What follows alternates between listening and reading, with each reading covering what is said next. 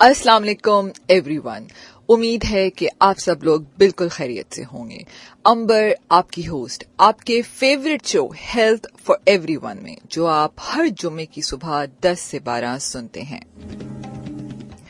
हम हर जुम्मे अपने इस शो में मुख्तलिफ डॉक्टर हजरात को अपने स्टूडियो में मदऊ करते हैं और उनसे आपकी सेहत के मुतालिक मुख्तलिफ सवाल जवाब करते हैं।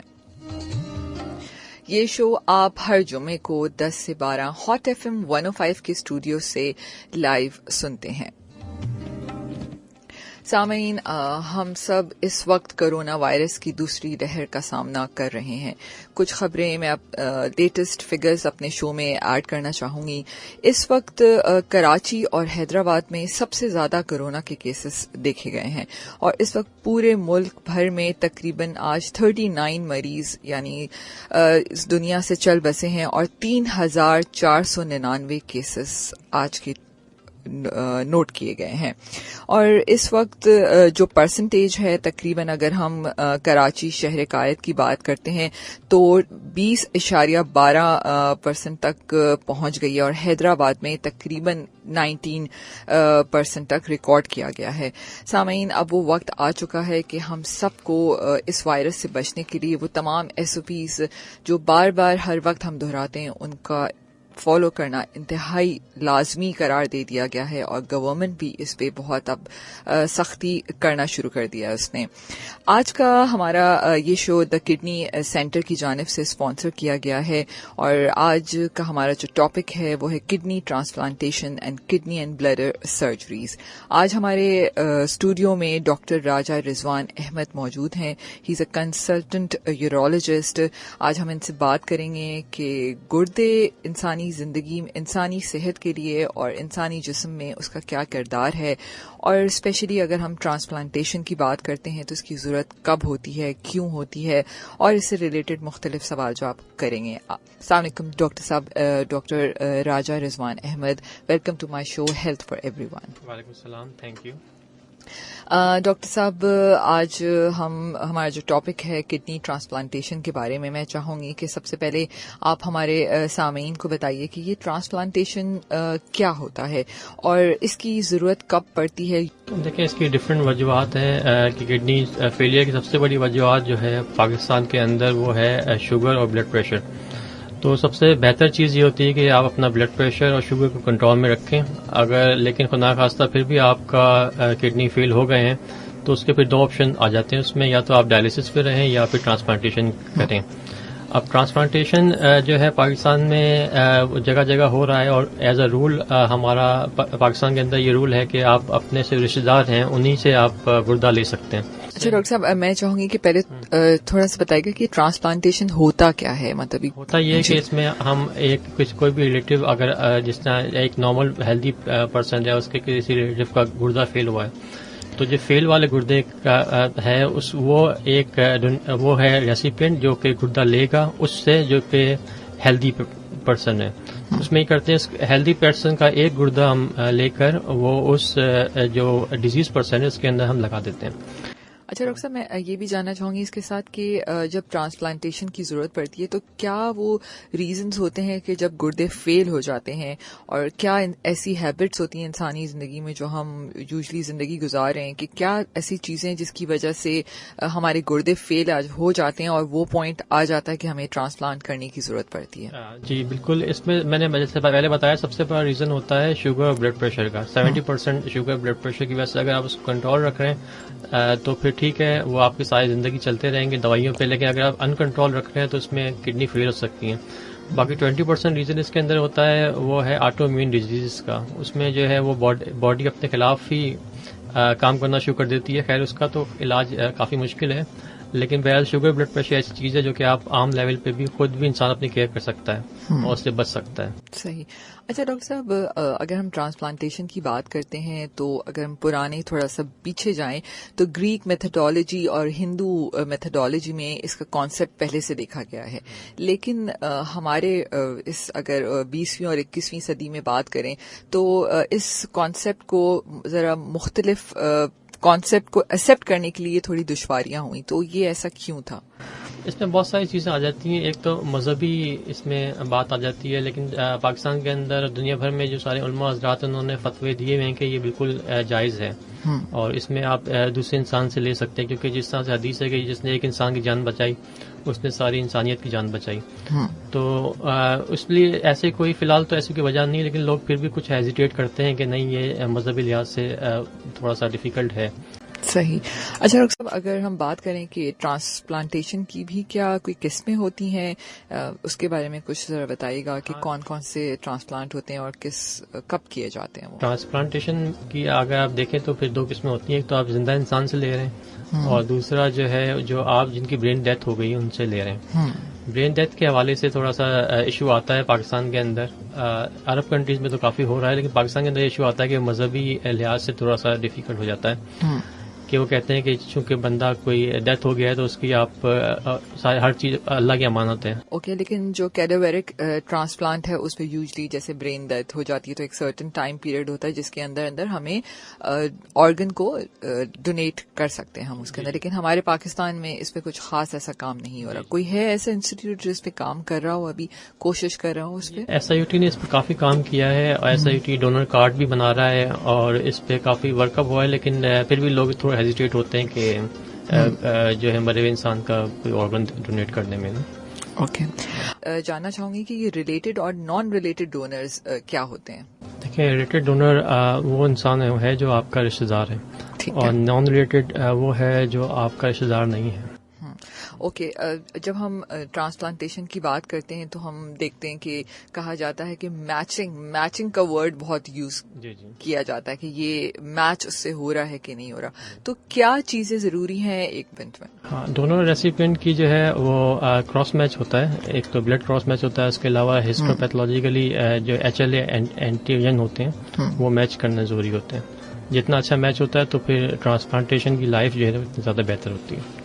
اوکے. اچھا ڈاکٹر صاحب، جہاں ہم گردوں کا ٹرانسپلانٹ کی بات کرتے ہیں تو ہمارے ملک میں اس کی اللیگل خرید و فروخت بہت دیکھی گئی ہے، اور اس کو گورنمنٹ لیول پہ میں بھی شاید اس کو روکنے کی کوشش کی جاتی ہے، لیکن جو طبی ہمارے شعبے ہیں اس میں اس چیز کو روکنے کے لیے کیا کوششیں کی جاتی ہیں اگر ہم اسپیشلی کڈنی سینٹر کی بات کرتے ہیں؟ ہاں، انلیگل ٹرانسپلانٹ کا مسئلہ دنیا بھر میں ہے. اس کا ریزن یہ ہے کہ آرگن شارٹیج جو ہے نا وہ دنیا میں ہے. تو اس کا سب سے بیسٹ حل یہ ہوتا ہے کہ ڈیزیز ڈونر ٹرانسپلانٹ جو ہے نا وہ زیادہ ہو جائے، لیکن وہ ہوتے نہیں ہیں. اور لائیو جو پیشنٹ ہوتے ہیں اس میں بہت کم لوگ ایسے ہوتے ہیں جن کے اپنے رشتے دار جو ہیں ان میں کوئی ڈونر موجود ہوتا ہے، کیونکہ donor should be a healthy man, کہ اس کو نہ بلڈ پریشر ہو نہ شوگر ہو، سب کچھ نہ ہو. تو اس لیے جو ہے انلیگل ٹرانسپلانٹ ہوتے ہیں. اس کو روکنے کے لیے جو ایفیکٹس ہوتی ہیں گورنمنٹ طرف سے بھی، ہماری طرف سے بھی، کوئی اگر ایسا کیس آتا ہے کہ جس کو ہم لگتا ہے کہ یہ انلیگلی کیا گیا ہے تو اس کو رپورٹ کیا جاتا ہے کہ یہ ٹرانسپلانٹ ایک آیا ہے اور یہ جہاں سے آیا ہے وہاں سے رپورٹ کیا جاتا ہے اس چیز کو. اوکے. اچھا ڈاکٹر صاحب، اگر ہم مذہبی نقطۂ نظر کو دیکھیں تو کیا اس طرح کے آپ کے پاس کیسز آتے ہیں کہ جس میں ڈونر کو کوئی مطلب وصیت کر دیتے ہیں کہ ہمارے مرنے کے بعد ہمارے اعضاء کو ڈونیٹ کیا جائے؟ ایسے کبھی آپ نے ایکسپیرینسز کیے ہیں؟ جی، ایسے کافی پیشنٹ ہوتے ہیں جو پہلے سے وصیت کر دیتے ہیں کہ اگر ہمیں کچھ ہو جائے تو آپ جو ہے وہ ڈونیٹ کر سکتے ہیں. ٹھیک ہے. اچھا، اگر بچوں کے اندر بھی کیا کڈنی ٹرانسپلانٹ ہوتا ہے؟ جی، بچوں کے اندر پریفر تو یہ ہوتا ہے کہ بچے جس طرح 7 یا 8 سال تھوڑا سے بڑے ہو جائیں تو اس ایج میں جو ٹرانسپلانٹ پاسبل ہے. اچھا، اگر بچوں کو کڈنی ٹرانسپلانٹ کیا جاتا ہے تو پھر بچوں کو بڑوں کا گردہ لگایا جا سکتا ہے؟ جی جی، بالکل لگایا جا سکتا ہے. تو اس میں کوئی پرابلم نہیں ہوتا، سیم وہی چیز رہتی ہے، مطلب جی بالکل فنکشننگ ہو اس میں؟ فنکشننگ. اچھا، جب ٹرانسپلانٹ ہو جاتا ہے تو اس کے بعد کیا پریکاشنز ہوتی ہیں، چاہے وہ بڑا ہو یا بچہ ہو؟ تو کنٹینیوس میڈیسنز اور پہ ہی اس نے رہنا ہوتا ہے؟ کیا احتیاطی تدابیر ہوتی ہیں کہ نارمل زندگی گزارنے کے لیے اس نے کیا کرنا ہے؟ احتیاطی تدابیر یہ ہوتے ہیں کہ ٹرانسپلانٹ کے پیشنٹ جو ہے وہ انفیکشن سے بہت زیادہ پرون ہوتے ہیں، انفیکشن ہونے کا چانس ان کو زیادہ ہوتا ہے، تو احتیاط کرنی ہوتی ہے کہ وہ انفیکشن نہ لگے. اس کے علاوہ جو میڈیکیشن ڈاکٹر نے بتائی ہیں کہ یہ میڈیکیشن ٹائم پہ کھانی ہے اس حساب سے وہ کھاتے ہیں، اور پھر ریگولر چیک اپ بہت ضروری ہوتا ہے کہ اس میں کڈنی فنکشن دیکھیں یا کڈنی میں کچھ مسئلہ تو نہیں ہو رہا، یہ ساری چیزیں. ٹھیک. کووڈ-19 میں ایسے پیشنٹ، ایسے لوگوں کو آپ کیا ہدایت دینا چاہیں گے؟ کیا مشورہ ہے آپ کے ان لوگوں کے لیے؟ کووڈ-19 کے اندر جو ہے کچھ سینٹرز ایسے ہیں جنہوں نے ٹرانسپلانٹیشن بالکل روکی ہوئی ہے, کچھ سینٹرز ایسے ہیں جو کر رہے ہیں پریکاشن کے ساتھ. کووڈ-19 میں مسئلہ یہ ہے کہ وہ ٹرانسپلانٹ اگر وہ پہلے ہی امیونٹی ان کی کمزور ہوتی ہے ٹرانسپلانٹڈ پیشنٹ میں, اور اگر ان کو کووڈ پازیٹیو ہو جاتے ہیں تو ریکوری تھوڑی سی مشکل ہوتی ہے. تو ان لیے سب سے بہتر یہ چیز ہوتی ہے کہ 3 مہینے تک تو وہ بالکل کہیں موو نہ کریں, اپنے گھر میں رہیں, کسی سے ملنا جلنا نہ کریں. ایک بار جب کڈنی اسٹیبل ہو جائے تو پھر وہ تھوڑا بہت کر سکتے ہیں, لیکن پریکاشن جو جنرل پریکاشن لوگوں کے ہیں اس کے ساتھ. صحیح. اچھا ڈاکٹر صاحب, اگر بڑے بچوں کے, بڑے افراد جیسے بڑے جو لوگ ہیں, کیا ان کو بچوں کے بھی گردے لگتے ہیں کہ, اور اگر ایسا ہوتا ہے تو کیا ایک ہی گردہ کافی ہوتا ہے یا 2 گردے چاہیے ہوتے ہیں؟ نہیں, جو اگر بچوں کے لگانے ہوتے ہیں تو وہ ڈیزیز ڈونر میں ہی پاسبل ہوتا ہے کہ وہ, کیونکہ بچے خود وصیت نہیں کر سکتے نا, ان کے والدین وصیت, اگر بچے کی ڈیتھ ہوئی ہے تو پھر والدین وصیت کر سکتے ہیں, لیکن اڈلٹ جو بچہ زندہ ہے اس کا تو وہ ٹرانسپلانٹ نہیں کرتے, وہ ایتھیکلی صحیح نہیں. تو باقی جو اگر کسی کوئی بچہ ایسا ہے جو کہ کیس آیا ہے ڈیزیز کا, برین ڈیتھ کا, تو پھر اس میں آپ وصیت لے کر جو ہے دونوں گردے ایک ساتھ بھی ٹرانسپلانٹ کر سکتے ہیں. اچھا, ڈوئل ٹرانسپلانٹ کہتے ہیں. اچھا, ڈوئل ٹرانسپلانٹ کرتے ہیں تو وہ بڑوں کو لگ سکتے ہیں, اس کی فنکشننگ میں کوئی ایسا پرابلم نہیں آتا؟ نہیں, یوزلی کوئی پرابلم نہیں آتا. ٹھیک. اچھا ڈاکٹر صاحب, ڈونر جب کڈنی ظاہر اپنی ڈونیٹ کر رہا ہوتا ہے تو سم ٹائم وہ کنفیوز ہوتا ہے. ظاہر ڈونر ایک دم سے آپ مجھے کوئی کہہ دے کہ آپ کو اپنی کڈنی ڈونیٹ کرنی ہے تو شاید میں اتنے آرام سے نہ مانوں.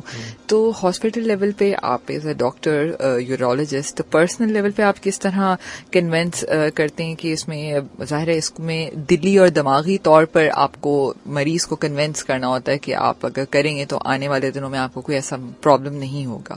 ایکچولی پاکستان میں فیملی سسٹم بہت زیادہ اسٹرانگ ہے, تو بہت سارے لوگ ایسی فیملیز ہوتی ہیں جن میں بہت سارے لوگ ڈونیٹ کرنے کو تیار ہوتے ہیں. ایون وہ کہہ رہے ہوتے ہیں کہ آپ دوسرے کا نام لیں, آپ میرا لے لیں. تو پھر اس میں دیکھنا ہوتا ہے کہ بیسٹ ڈونر کون رہے گا, سب سے ہیلدی کون ہے. تو ایسے کوئی پرابلم نہیں ہے کہ اس میں ہمیں کنوینس کرنے کی ضرورت ہوئی, وہ لوگ خود ہی ہمیں کنوینس کر رہے ہوتے ہیں کہ آپ ہمارا گردہ لیں اور ہمارے مریض کی جان بچائیں. اچھا, مطلب خود ہمارے پاکستانیوں کے اندر یہ شعور موجود ہے کہ اگر وہ خود سے گردہ دینا چاہتے ہیں تو ان کو دماغی اور دلی طور پر وہ تیار ہوتے ہیں. اچھا, ایک گردے کے ساتھ انسان نارمل ویسی ہی زندگی گزار سکتا؟ جی بالکل, نارمل زندگی گزار سکتا ہے. اسی لیے اللہ نے شاید 2 گردے دیے ہیں کہ اگر ایک خدا خاصہ خراب ہو جائے یا ایک آپ ڈونیٹ کر دیں تو دوسرے گردے پہ ساری عمر. لیکن اس میں پھر ڈونر کا بھی خیال رکھنا پڑتا ہے کہ ویٹ اس کا بہت زیادہ انکریز نہ ہو. ویٹ انکریز ہوگا تو گردے پہ پریشر پڑے گا, یا ہائپر ٹینشن یا شوگر اس کو ڈیولپ نہ ہو فیوچر کے اندر. اگر نہیں ہوتی تو پھر وہ ساری زندگی گزار سکتے. صحیح. سامعین, اگر آپ ہم سے کوئی سوال کرنا چاہیں, ڈاکٹر صاحب سے کوئی سوال لائیو پوچھنا چاہیں تو آپ ہمیں کال بھی کر سکتے ہیں. کال کرنے کے لیے نمبر آپ سب کو بہت اچھی طرح پتہ ہے, 111-105-105 پر آپ مجھے کال کر سکتے ہیں. اور اگر آپ کوئی واٹس ایپ کے اوپر نمبر بھیجنا چاہیں تو 033-62-105-105 کے اوپر آپ مجھے میسج بھی کر سکتے ہیں. اوکے. اچھا ڈاکٹر صاحب, ملٹیپل آرگن ڈونیشن یعنی ایک ہی وقت میں سائملٹینیسلی ڈونیٹ کرنا کوئی بھی آرگن, جیسے ہم اس کی بات کرتے ہیں, گمبت انسٹیٹیوٹ ہے ادھر, جس میں نے کچھ عرصے پہلے اخبار میں اس میں پڑھا تھا کہ ایک ہی وقت میں جگر اور گردے کا ٹرانسپلانٹ وہاں پر کیا گیا ہے. تو کیا پاکستان کے اس انسٹیٹیوٹ کے علاوہ اور بھی یہ فیسلٹیز موجود ہیں, اسپیشلی کڈنی سینٹر کی اگر ہم بات کرتے ہیں؟ ہاں, کڈنی سینٹر پرٹیکولرلی صرف کڈنی ٹرانسپلانٹ کر رہا ہے. جو لیور اور کڈنی ٹرانسپلانٹ ساتھ ہو رہے ہیں وہ گمبٹ میں ہوا ہے اور اسلام آباد کے اندر پیمس میں یہ, کیونکہ وہ دونوں ٹرانسپلانٹ ساتھ کر رہے ہیں. ٹھیک ہے. اوکے. اچھا, یوزلی ڈاکٹر صاحب اس کی کتنی کاسٹ ہوتی ہے اس پورے ٹرانسپلانٹ کی؟ اگر ویسے تو SIUT اور گمبت ہو گیا یہ تو آپ کو فری آف کاسٹ کر کے دیتے ہیں, تو یوزلی اس میں کتنی کاسٹ آتی ہے؟ ہمارے پاس تقریباً 8 سے 9 لاکھ روپے اس میں نا وہ ایکسپینڈ ہوتے ہیں. اچھا, جب ہم ٹرانسپلانٹ کے لیے جاتے ہیں تو کوئی بیسک ٹیسٹ ہوتے ہیں, کون کون سے ٹیسٹ ہوتے ہیں جس میں اس میں ٹرانسپلانٹیشن کے لیے ریکوائرمنٹ ہوتی ہے؟ ٹرانسپلانٹ کے لیے تو ڈونر اور ریسیپینٹ دونوں کی اگر میں بات کروں, ریسیپینٹ کے سارے بیس لائن جو ٹیسٹ ہوتے ہیں وہ ہوتے ہیں. اس کے علاوہ جو ہے کراس میچ ہوتا ہے دونوں کا. اس کے علاوہ جو ویسکولیٹی دیکھنے کے لیے ہم ڈونر کی جو ہے CT اینجیوگرام کراتے ہیں. ریسیپینٹ کی اگر کوئی ہسٹری ہوتی ہے کہ کوئی کینولیشن وغیرہ ہوتی ہے تو اس کی بھی پھر وینوگرام کرا کے دیکھتے ہیں. تو یہ بیس لائن ٹیسٹ ہوتے ہیں جو اس کے لیے ضروری ہوتے ہیں. صحیح. اچھا ڈاکٹر صاحب، اگر ہم صحت مند زندگی کی بات کرتے ہیں تو یقیناً ہمارے جو مین آرگنز ہیں، وائٹل آرگنز جس کو ہم کہتے ہیں، اس میں سے گردے بھی ایک ہمارے وائٹل آرگن ہے. تو آپ ایز اے لسنر، جو ہمارے لوگ یہ شو سن رہے ہیں، بہت سارے لوگ ہوتے ہیں ان کو ایسی عادتیں ہوتی ہیں جس کی وجہ سے آہستہ آہستہ اس کا افیکٹ ہماری کڈنی کی طرف آ جاتا ہے. کیا آپ تھوڑا سا بتائیے کہ ہم اپنی گردوں کی حفاظت کس طرح کر سکتے ہیں؟ کیا کیا ایسی چیزیں ہیں جو ہمیں ایز اے ہیلدی لائف ان چیزوں کا اسپیشلی خیال رکھنا چاہیے کہ ہمارے گردوں پہ اس کا افیکٹ نہ ہو؟ دیکھیں، سب سے پہلے تو واٹر انٹیک جو ہے نا بہت ضروری ہے. پانی کا استعمال آپ کریں اتنا کہ آپ کا پیشاب جو ہے سفید آئے. اگر پیشاب پیلا آ رہا ہے تو اس کا مطلب آپ پانی کم پی رہے ہیں. یوزلی ہوتا یہ ہے کہ ہم لوگ تمام لوگ اپنی ڈیلی لائف کے اندر واٹر انٹیک ہمارا واقعی کم ہے. تو پانی کا استعمال تھوڑا بہتر کریں. اس کے علاوہ کھانے میں پینے میں تھوڑی احتیاط کریں. اگر آپ کو اوور ویٹ نہیں ہونا چاہیے. بلڈ پریشر، آپ کی شوگر انڈر کنٹرول ہونی چاہیے. اچھا ڈاکٹر صاحب، اگر گردے کے اندر پتھری ہو جاتی ہے، ٹھیک ہے، تو بہت دفعہ ایسا بھی ہوتا ہے کہ مریض کو نہیں پتا چلتا کہ اس کے گردے میں پتھری. بہت سارے مریضوں کو پین ہوتی ہے، تکلیف ہوتی ہے، تو ان کو پتا چلتا ہے کہ ہاں گردے میں پتھری ہے. گردے کی پتھری جو ہے کافی کامن ہے. تو اس میں سب سے بہتر تو یہ ہوتا ہے کہ اگر آپ کے خاندان میں پتھری کی بیماری ہے اور آپ بہتر یہ کہ آپ اسکریننگ الٹراساؤنڈ اپنا کروا لیں. اس میں آپ دیکھ لیں کہ کوئی اسٹون وغیرہ تو نہیں ہے. لیکن اگر بالکل اسمپٹومیٹک اسٹون ہے اور آپ خاندان میں کسی کو ہے بھی نہیں اور آپ کو اچانک پتہ چلتا ہے کہ پتھری بڑی ہو گئی ہے، تو اس کو پہلے سے ڈیٹیکٹ کرنے کا کوئی خاص طریقہ تو نہیں ہے. باقی یہ ہے کہ سرجریز کے حوالے سے آپ نے کیا پوچھا کہ اس وقت لیٹسٹ سرجریز کون سی ہو رہی ہیں، کس طرح گردے کی پتھری کو نکالا جاتا ہے؟ کیونکہ یوزلی بہت دفعہ ایسا ہوتا ہے کہ گردے میں پتھری ہوتی ہے تو بہت سارے لوگوں کو میں نے سنا ہے کہ وہ حکیموں اور دوسرے اس طرح کی دوائیاں لینا شروع کر دیتے ہیں کہ اس سے پتھری نکل جائے گی. کیا واقعی ہی سرجری ضروری ہوتی ہے اور کس طرح لیٹسٹ کیا ٹیکنیکس استعمال کی جا رہی ہیں؟ یوزلی ہوتا یہ ہے کہ جب بھی کوئی بندے کو پریشانی ہوتی ہے تو سب سے آسان حل کی طرف جاتا ہے. تو آسان حل اس کو یہ لگتا ہے کہ ہومیوپیتھک یا حکیمی میڈیکیشن جو کہ وہ سستی ہوتی ہیں اور وہ لوگ کہتے ہیں کہ پہلے وہ استعمال کر کے دیکھتے ہیں. تو اس ڈیوریشن میں ان کا پین تو ختم ہو جاتا ہے لیکن اسٹون کا سائز جو ہے وہ تھوڑا سا بڑا ہو جاتا ہے. تو پھر وہ جب سرجری کے لیے آتے ہیں تو ان کے stone 3 centimetre 4 centimetre کے تقریباً ہو جاتے ہیں. تو اس میں جو سرجریز ہیں وہ مینس ایسی بھی ہیں سرجریز جس میں بالکل چھوٹا سا ہول کر کے کڈنی میں ہم اسٹون نکال لیتے ہیں. اور اگر 2 سینٹی میٹر سے کم کا اسٹون ہے تو اس کی سرجری میں ESWL آ جاتا ہے، جو کہ ہم شعاؤں کے ذریعے علاج جس کو کہتے ہیں.